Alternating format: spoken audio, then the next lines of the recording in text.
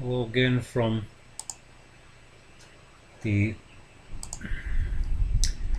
Metro Manila, the Philippines, Southeastern Asia. Here is my brief summary of the news headlines found on the Canadian Broadcasting Corporation's website for November the 7th, 2018. As always, I declare at the outset of this video that I do not intend to infringe on any copyrights.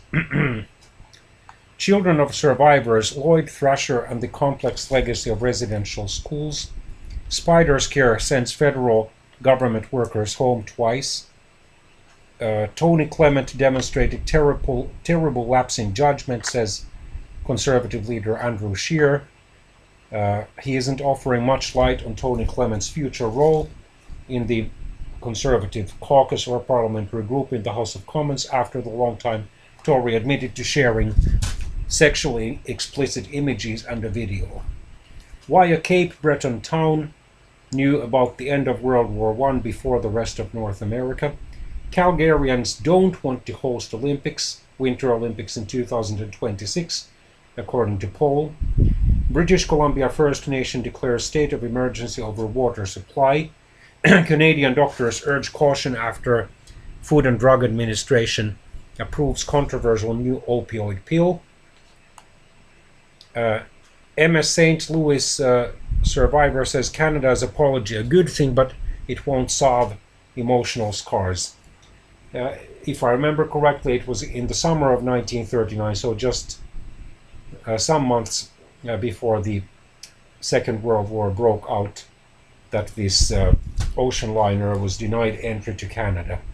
It contained hundreds of Jewish refugees who, if they had been admitted to Canada, would have survived the Second World War in all likelihood.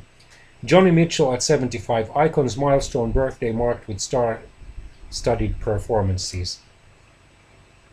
How the controversial Ontario Premier and Progressive Conservative leader Doug Ford is handling the Jim Wilson case, the first scandal of his government, an analysis by Mike Crawley. Dennis Oland's murder retrial delayed by unexpected legal issue, by Bobby Jean McKinnon. Former Quebec Premier, dedicated sovereigntist Bernard Landry, dead at 81. An article by Jonathan Monpetit. Everything shaking. Witnesses hear explosion at Sherwood Park Community Centre fire. Liberal government hammered over process to create independent debate commission. Elusive Liberal Member of Parliament Nicola Di Iorio resigning in January 2019. A CMHC expects housing starts and sales to slide over the next 2 years. Investigators face numerous challenges analyzing mid-air collision over Ottawa. Former Governor General of Canada David Johnston pledges to release public report on expenses incurred since retirement. Conservation officer on mend after shooting and killing grizzly bear that attacked him.